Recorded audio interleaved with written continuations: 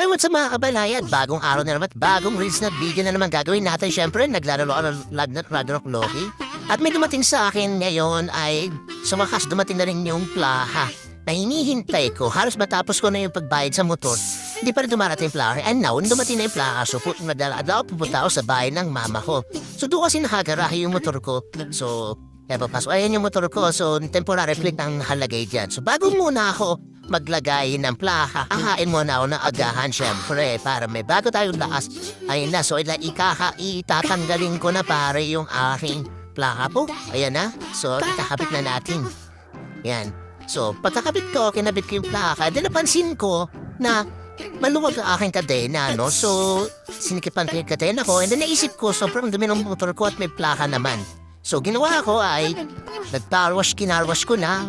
Dapat hindi yan car kasi motor yan. Kaya motor wash ang ginawa ko. So,